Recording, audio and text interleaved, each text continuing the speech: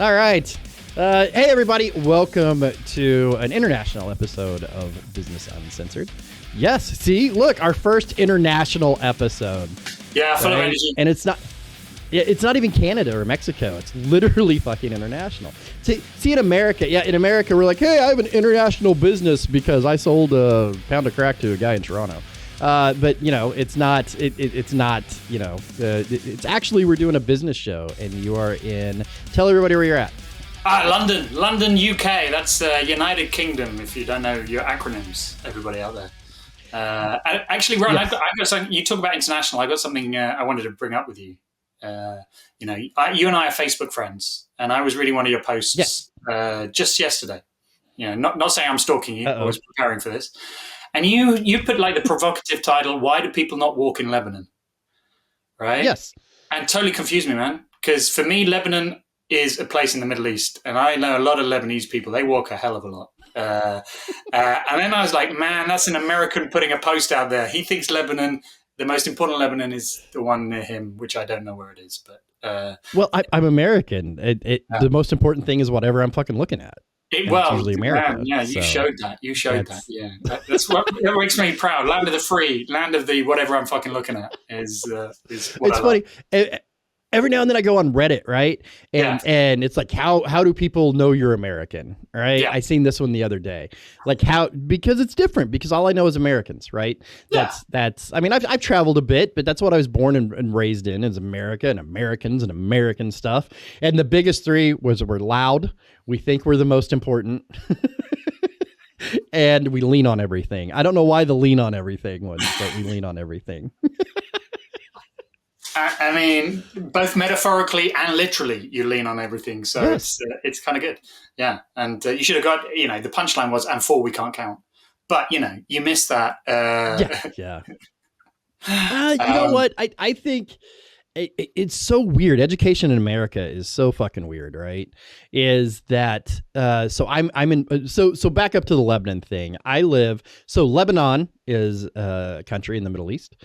Lebanon is this crazy town in this state of Missouri that I live in. Okay. So that's why I'm like, why doesn't anybody walk here? Because it's a town of like 15,000 people. We have sidewalks.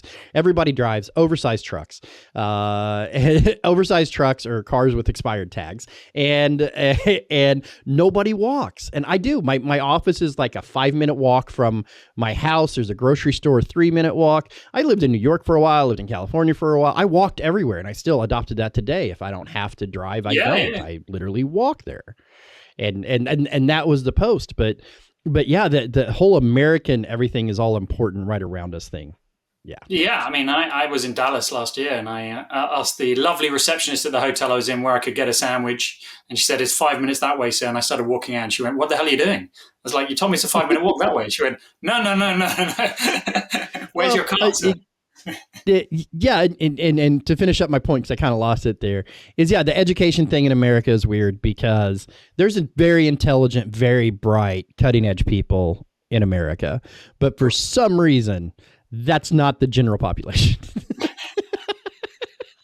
And then, only poor people walk in America, really. You got to be a poor people or you got to live in a big city. That's it. It's like if you see a middle-aged man on a bike, that guy's got like 4 DWIs. Nobody's doing it for exercise in America. Well, he's training for an ultramarathon. He's so rich, he's gone beyond that. He needs to show off his, his sort of virility by cycling half the distance of the US. I love your misplaced optimism there, sir. No, it's 4DW. Maybe it's just because I know a lot of Strava wankers, as we call it over here in UK. Do you know what Strava is? Find that. Do you know what Strava? Do you know Strava, the app? No. It's one of these apps that tracks your exercise, right? Okay. You can put how far you ran each day, how long you swam for, what was your personal best on a bike. And the whole point is you're meant to show off to your friend. Well, you're not meant to, but you're meant to, see how your friends are doing. And people just, show off. A typical Monday morning conversation in certain groups will be, "Oh, I see you didn't go out running this weekend. Oh, or I see you decided to take it easy on that run that you told us all about that you were going on." So basically, it makes these people wankers, that they feel that they're better than you. because they somehow decided to just invest their whole weekend doing something, or cheating the data is what I usually think they're probably doing. So yeah, there's a lot of them. So my thought, so you do these things and then the other people on the apps can see them, like what you've done. Yeah. So I could show up and I could be a literal Strava wanker and go, hey, you didn't run, but you did a 1-arm exercise in bed 4 times on Saturday. You could, if you turn the app on, then yeah, you could do. What is the thumbs up? I think God just thumbed up my masturbation joke. Okay. God is a big fan of masturbation jokes. If there's one thing I know about him or her. Yeah. Or them. It could be a them. You don't know. It could be so many things. I mean, that's a whole nother podcast. Let's face it, right?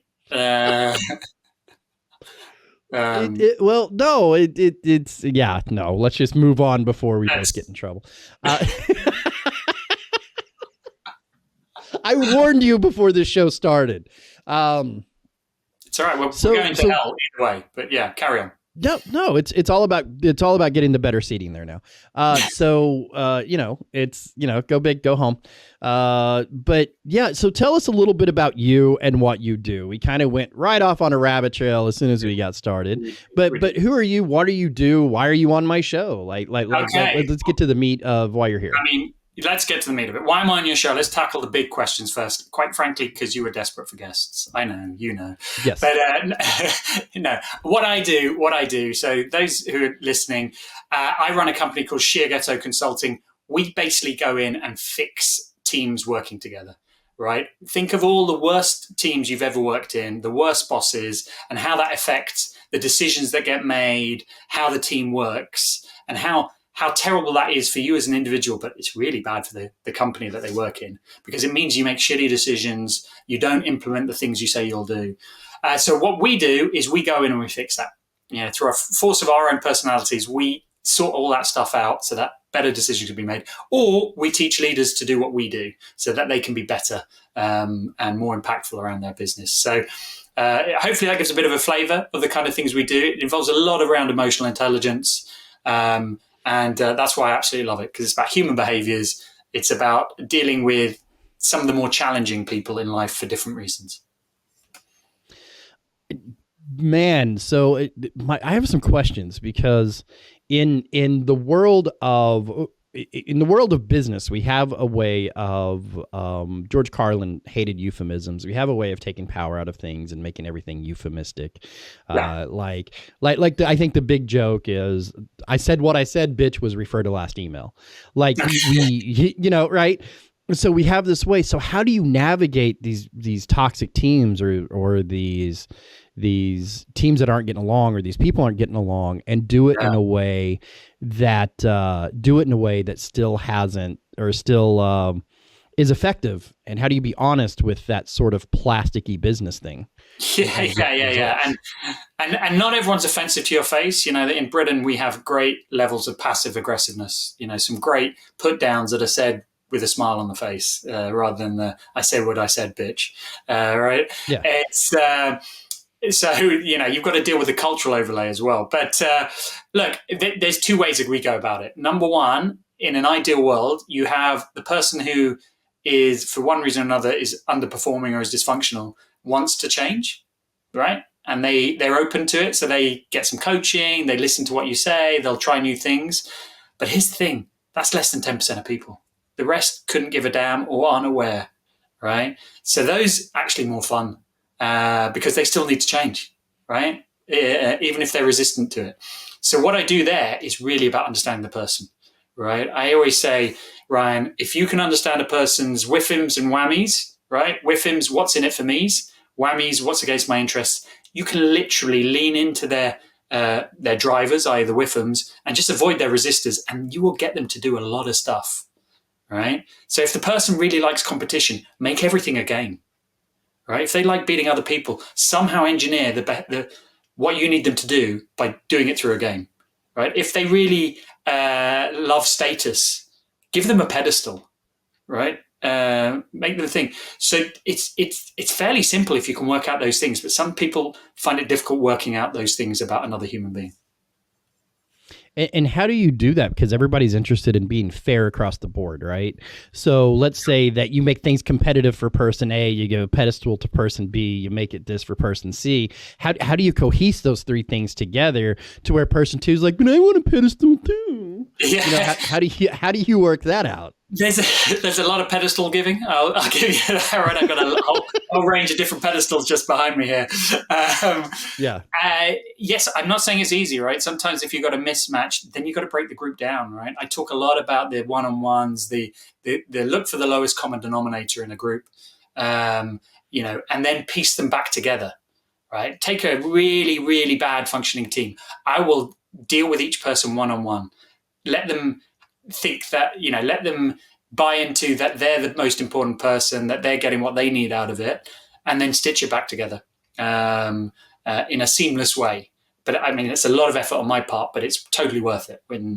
But you know what? There's always patterns in teams. I'm working with a team of traders. Have you ever met any traders, Ryan? Like stock traders? Like stock traders, yeah. Yes. Yeah. You might know the personality type. Very aggressive, very sure of themselves, love winning, love making money. Mm-hmm. Okay, that's why they're traders, right? But what it doesn't mean is it means they're not great at getting on with each other. They always want to be the top dog in a team meeting, in any sitting, right? So, and that's common around the table. So when I work with them, I literally turn everything into a game because they love the fact that they can beat each other. But what they don't realize is I'm only using the games to get over some other thing that we need to achieve collectively. And yeah, it works almost all the time. Is there ever a time or an industry? Let's go back to this. Is there ever a time that you've been called into one of these to help teams get along, and you're like, "Fuck it, I'm out." Nope, you guys are just too broken. Yeah, if they're not paying like, me don't enough. Get me wrong. Yeah. Like you're gonna have to pay me enough for, hey, look, I'll take your money for about a week, but if you guys don't show some signs of improvement, fuck off. Yeah. Has that ever happened to you? Oh yeah. Or the other side of the coin is where the boss goes, and it's usually the boss who's the asshole, right? He'll say, "Oh yeah, there's a problem with my team." Okay, great that you acknowledged it. I'm really happy that you called me. And he's like, "So I just need you to run a half-hour session and fix it." I'm like, oh. Yeah, nothing gets fixed in half an hour, buddy. Right? No, that's introductions. That's right? introductions. You got to cause a couple fights. Yeah. Yeah. So, but always they're like, just get it sorted, right? And you're like, well, first of all, you're the problem, right? Secondly, we're gonna need you to be aware of that. But yeah, it always makes me laugh. Hell yeah, there are some teams where it's it's just not worth the effort. I would actually advise, hang on a minute. You're probably better off, diluting the team, changing it, because the level of investment for what you're going to get out of it, not worth it. Is it? So let's back up a second. How do you deal when the boss is the asshole? Like just like you said, right? You go in there, it's a Michael Scott office situation where he's the actual problem, right? He's not self-aware. Yeah. So how do you deal with that? So I do a lot of bruising egos. Right, it's all about bruise the ego. Show the guy how he is an asshole, how he is a Michael Scott. All right, so let me give you a great example. I'm working with a boss, and he asked me to facilitate 2 days of a strategy session for his team. So there's 10 people in this room. We get to the lunchtime on day one, and I said to him, "How do you think it's going?" And he goes, "Great, it's really good. It's really good. We got a whiteboard full of ideas. The team all seem happy." He said, "What do you think?" I think it's a fucking mess. It's terrible. And he's like, "Why do you say that?" And I said, "Well, help me out here. How much do you think you've spoken versus they've spoken?" And he said, I've probably spoken 20% of the time, right? The beauty about modern meetings, we were recording it all. I said, let's play the tape, right? Let's get AI to count how much you were talking versus somebody else. 82% of the time he was speaking, right? But he thought he was only 20%.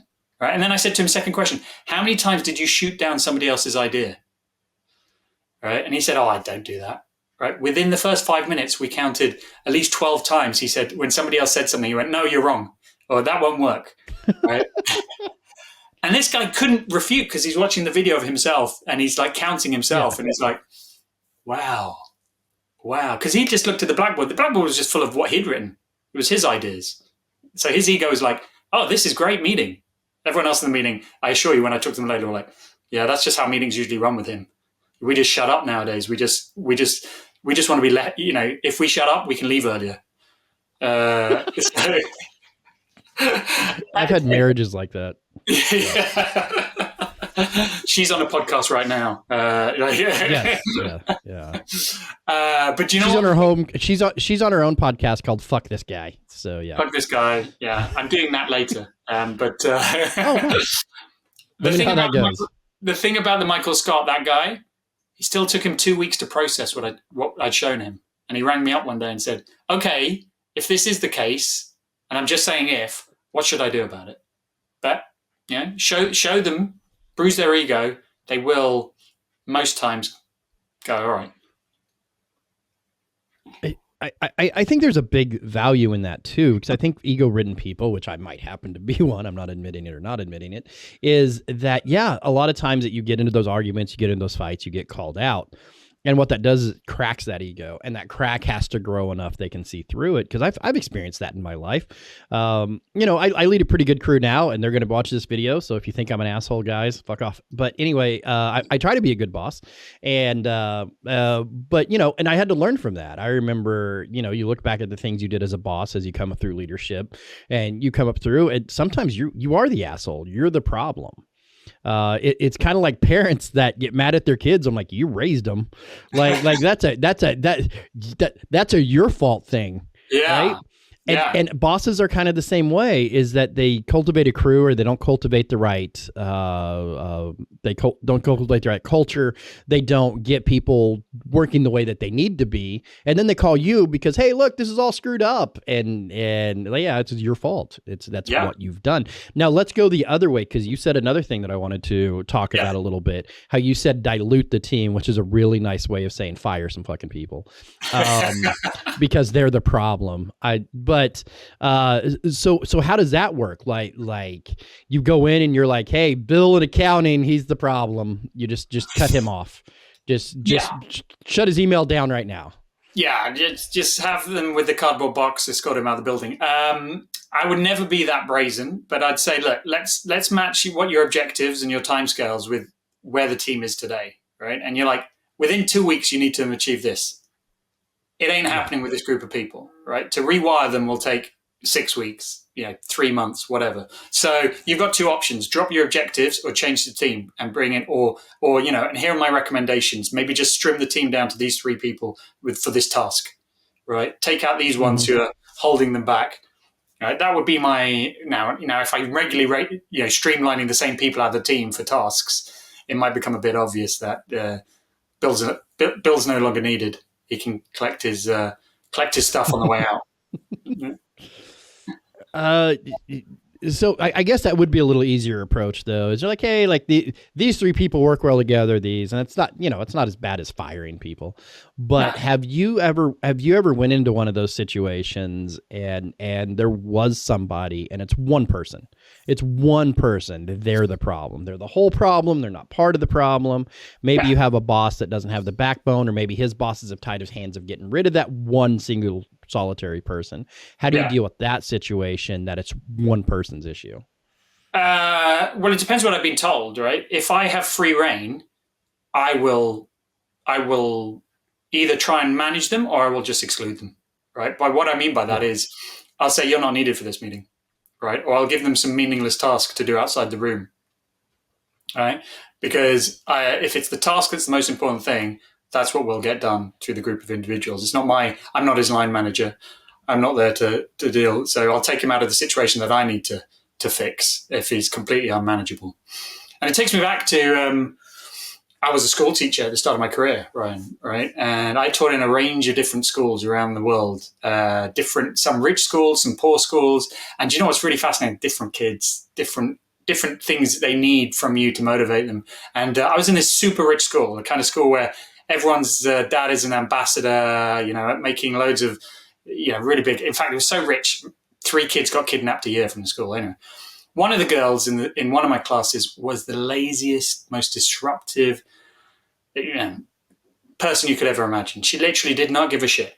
And so I said to her one day, hey, hey, don't you want to study and so you can get a good job? And she turned around and said, why study, right? My dad's so rich, he'll give me a company. I said, yeah, well, don't you want to run that company well? And she went, no, my brother's on his 8th company, right? And dad doesn't care. He just keeps giving us new companies. Right? Like, okay. So I was like, okay, there's absolutely no way I can incentivize her. So I just said, right, do you know what? For my lessons, I just want you to sit outside. Right? You're so disruptive. You don't give a shit. I don't give a shit. Just sit outside in the hallway. If any teacher comes, just tell them I've given you permission. She lasted one day and she was back in the classroom. She hated not being the center of attention and people, missing out. And she said, I will shut up. I will sit on my hands, but please don't make me sit in the corridor. Right? So, sometimes just prick their ego and go, yeah, sod it. I don't care. Right? Literally. And they will come back. I'm not saying that happens every time, but it's amazing what motivates people. So let's move away from this and talk about a little bit of our first show was emotional intelligence. Yeah, right? My favorite. Yeah. And I want to spend a few minutes on that in this uncensored environment of being able to talk about it with no holds barred, because our last show, Small Business Chronicles, you can catch that on Small Business Delivered. And if you want a podcast of your own, contact Titan Media Works. Yeah, that's enough. All right. So anyway, but my bosses make me do that. But anyway, fuck that guy. So anyway, I'm my own boss. Anyway, so I'm really the problem. But emotional intelligence. Say that again. I'm sorry. I said, I know that you're the problem and you know that you're the problem. So at least we're starting from a better place, Michael Scott. And at least we know I'm not going to do a fuck all about it either. So we can just not waste time there. But emotional intelligence has got to be one of the most underrated, under-discussed, underdeveloped skill in human beings, period. We don't understand what that does for our life, because when I found emotional intelligence, and I'm like, oh, this is okay. So I can be 45. I can look 45. I can act 45, or I can feel 45. But internally, since I've never done any work on how I regulate my emotions, I can still be a giant man-child. I can still not know how to deal with people. I can still not know how to move up in life and stuff. So one question to you starting out is, one, just real quickly, but way better than I just fucking did, describe what emotional intelligence is. Emotional, you'll read loads of definitions, but let's just keep it simple, right? Are you able to be aware of your emotions and the emotions of others and how you can influence both of those, right? Do you realize that when you are, when you say something hurtful, when your wife asks you, does her bum look big in this dress? And you go, yes. That's actually, quite hurtful, and the impact's going to have, or whatever, right? Or if you're walking slowly down the sidewalk, blocking, anyone else from walking, the impact you're having on them, right? That's emotional intelligence, the ability to raise your head and go, that's what the other person must be feeling. That's the impact, not just of what I'm doing, but what's happening to them right now. And the same to you, right? And people with emotional intelligence are probably the people you like spending time with. Right? They're the kind of people, your buddies, your pals, who know the right thing to say at the right time, who just generally match your vibe, whatever it might be. When you're happy, they're happy. When you're sad, they just stay quiet. That's somebody with good emotional intelligence. And they might not know it, but that is what you're looking for. Are emotional intelligence and self-awareness two different things? Self-awareness is a subset of emotional intelligence. Right, okay. It's the half which is about you, but the other half is, are you aware of others? Right, and I often get people. I'll do a simple exercise. I'll say, right, we're going to listen into an interview for 5 minutes, and I want you to make as many notes as possible. Let's imagine you're a witness to the crime scene. I want you to write down as much as possible, and I'm going to ask you some questions after. And the first thing we do is, what facts did you hear? Tell me all the things you heard in 5 minutes. And do you know what? People aren't that great at that. They'll remember maybe a third of the facts, maybe a half, even if they're writing down and paying the most attention. And then I'll say, okay, now talk me through what emotions you saw in that 5 minutes. Blank piece of paper. Like, what are you talking about? Emotions. Mm-hmm. Was the person happy, sad when he was telling you about his holiday? Which points? How did you know?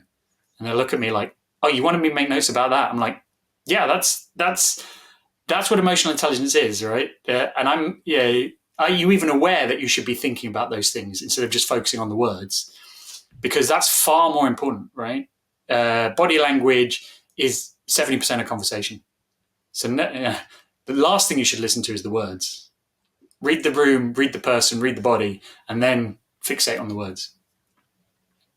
So how does emotional, let's back up. Let's ask a different question. Because what I learned in my 10-year journey so far of mental health, emotional awareness, self-awareness, emotional intelligence, at times that shit makes me way unhappier than I was when I had no clue.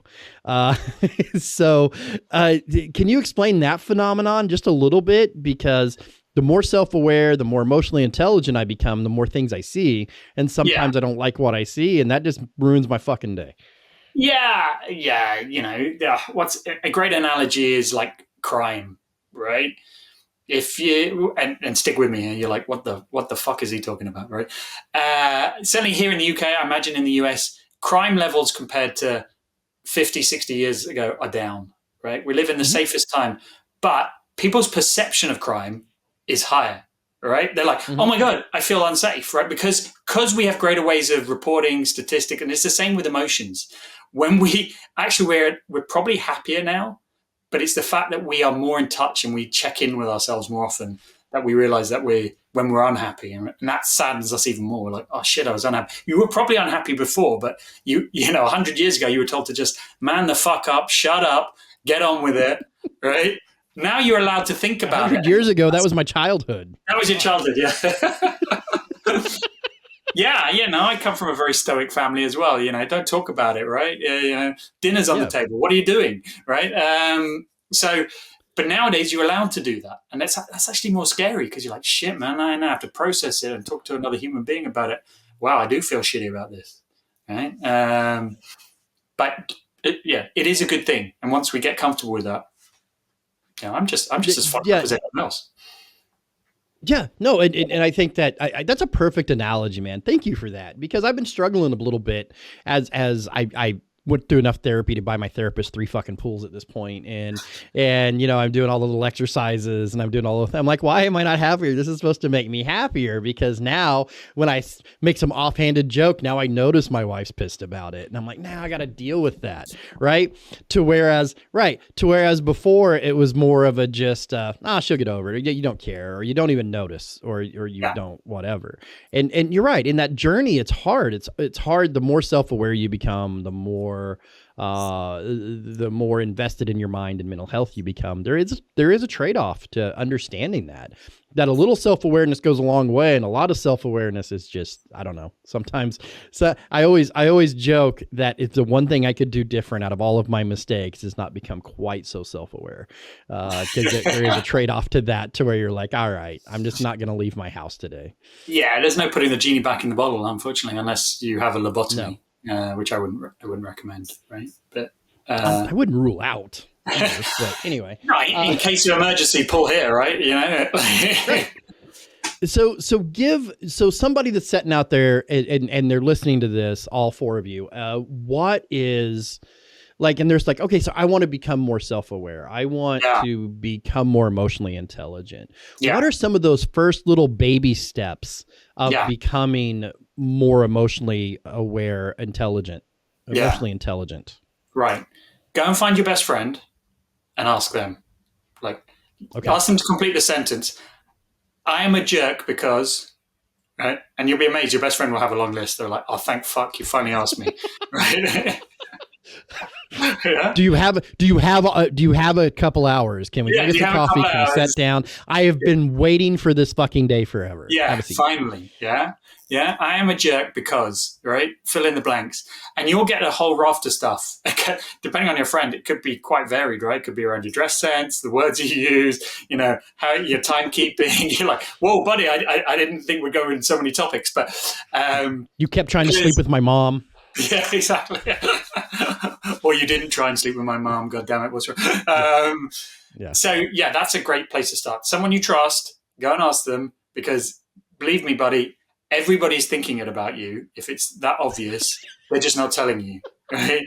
So it's better to get it from someone that you won't punch as soon as they tell you, and just say, no, please tell me all the bad things, right? Okay, maybe throw in some good things, but literally just go for it. Go for it. I'll sit here. I'll sit on my hands, right? We can put some perspex between us, but just let me know.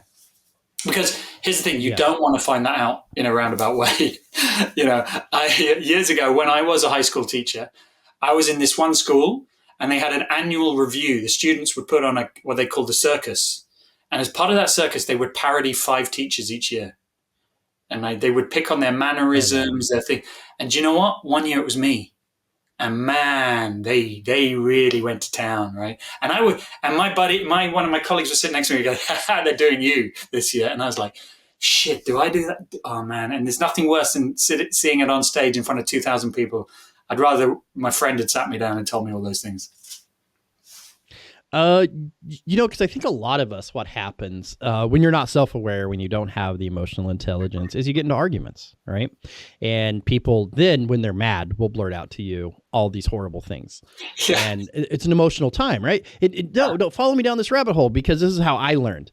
I would get into a fight with my ex-wife, or a friend, or a coworker, or a colleague, and then you guys are just spitting facts at each other, like, well, you're cross-eyed, well, you fucking lisp, well, you do that, So we attack each other that way. But then at the end of it comes this big hug apology, and then you discount all those things they said. I was just being mean. I was just being whatever. But they were actually finally telling you the truth about things. But because of that big apology or that emotional burst at the end, like you said, when you ask that question, why am I a dick? What have I done to upset you? What is the thing that makes you not want to hang out with me? What is this?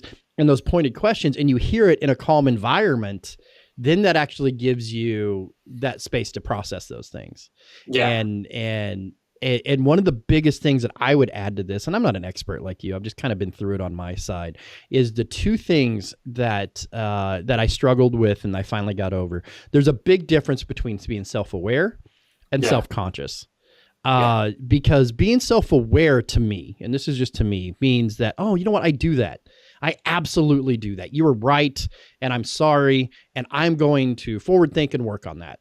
Self-conscious is like, I'm a piece of shit because I do that, and I don't want to go out and leave my house now, and I'm not going to work on that, and I'm just going to take that piece of my personality and throw it the fuck away because Joe over here didn't like it. That's a hard line. Do you have any advice on how to find that line? Because it took me years. Oh, I mean, it's a fine line, and some of it comes back to your personality and the work you do with a therapist. But it's some of it is how it's delivered, right? And you're absolutely right. When it's in a heat of an argument, it's usually pretty shitty. It's said in a terrible way, And you made me, when you were talking about your ex-wife, you made me think of, and it seems really, really small. And I was breaking up with an ex, and we'd been dating for a few years, and it got. Yeah, we'd had our thing, and I thought it was over, all the insulting each other. And she left the room, and she came back in, and she said, and one other thing, you make a shitty cup of tea. It's not just me, my sister says the same thing. And I was like, oh, that of all the things, that hurt.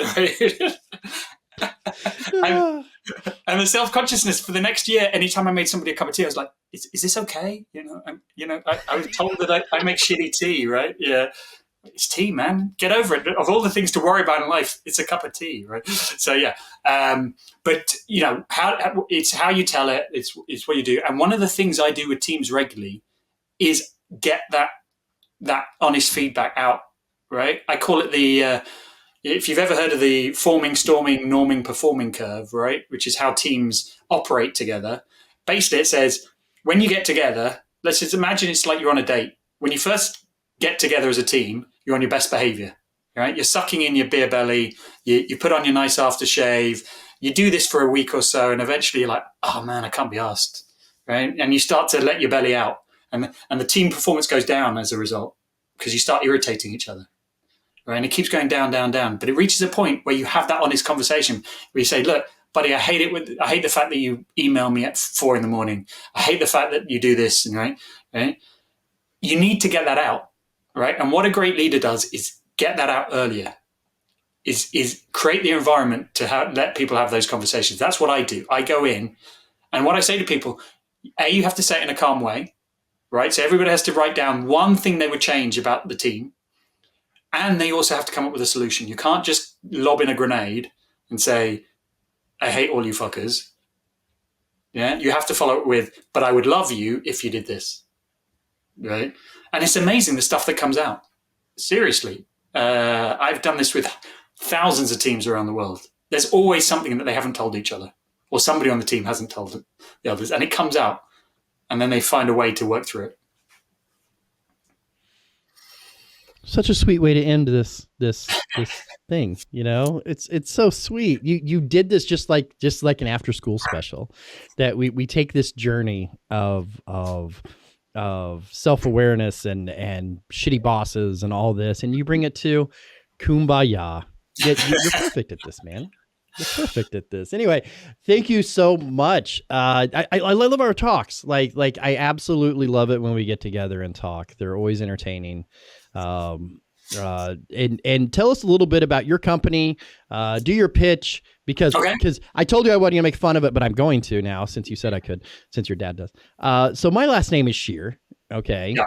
And I grew up in a not so great part, and the name of your company is Sheer Ghetto. Yeah. It was destined that we should be on 2 podcasts, 3, maybe 4, maybe 17, because of that name. Yeah. Yeah. Yes. Agreed. But tell us a little bit about what Sheer Ghetto does. Yeah. So as I said, we are all about Sheer Ghetto is, as well as your name and where you grew up, is the Japanese word for a sharpening stone. So anyone out there who's had a knife that has gone dull has probably, without realizing it, used a Sheer Ghetto to sharpen it. All right. What happens though when your team goes dull, when your company goes dull? That's where we come in, right? We will help sharpen those little bits to make those conversations better, make people get on better, make better decisions, right? And we will do that either by us getting in the middle of you and facilitating, or we will train leaders in the skills that they need to do that themselves. So we have the real pleasure of working with some of the biggest companies around the world, like Amazon, like Heineken. I particularly like the free beer they give me. So big up Heineken. It's not a great beer if they're listening. But we also work with startups and scale-ups. And I've been doing this 4 years. It's been such a fun roller coaster, and it really is a roller coaster. So I look forward to what this year brings us. We work in lots of different countries. So drop us a line. Always happy to have a chat and see how we can help sharpen you and your team. Well, Faris, thank you so much for stopping by and dealing with the shit show that is this show. Oh, it's over here. Boop, boop. Uncensored. I like having honest conversations, and that's why I made this show. You know, it's not only about what business. I think one of the things America and maybe Britain and maybe the rest of the world is missing is a little bit of truth in business. We tend to sugarcoat everything. We take euphemisms. We'll put a pin in it. We'll push that on down the pipeline. We'll do this, we'll do that. But I feel the more I get engrossed in business, the more truth that we've lost to it. And I think there's room to have honest conversations like this inside of business. That, Linda, stop microwaving fish at work because that makes you an asshole. Or that, or wait, that's not microwave fish, that's just Linda. And then it's, so we have to have these conversations that make sure that we cohese, because we spend in America, I spend 40 to 50 to 60 hours a week at work with these people. I spend more time in a row with them than I do my family at home. So when we take that honesty and we take that and we make it all plastic, and we can't have honest conversations with each other at work, and we can't express feelings, and we can't all get on the same page, I can understand how that would cause a giant problem. And for what you do, thank you, sir, because I think that's something that needs to be interjected into business. Thank you very much. Hey, no problem. This has been Business Uncensored, which is brought to you, and I'll do the real spiel, which is brought to you by Titan Media Works. Titan Media Works, you want a podcast? We do all the shit you don't want to do. That's the best endorsement I can give, from everything from booking your guests to getting your guests to setting up your studios to in real life and virtually, to make sure it doesn't look like some shitty Zoom call nobody wants to fucking set through. If that hurt you, when I said that, if that hurt you, you need to call me immediately.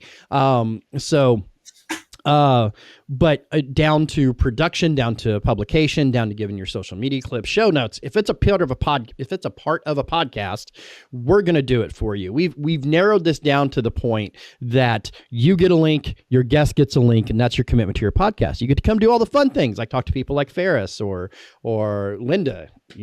Luckily it's a Zoom meeting, and so you get to do all of these things. And of course, it costs money. Everything costs money. Unfortunately, that's just the way life works. But I feel our prices are reasonable, and we can get you started. We can go from 1 episode to 4 episodes to 10 episodes. We can go, if you're a franchise, you want an internal podcast to talk to your franchisee. If you're a big company and want a podcast, an internal one to talk to your employees. We're going to help you produce all of these things out. And that's what we do. So TitanMediaWorks.com. That's works with an X, because if you do it with a K, you'll get a male stripper site.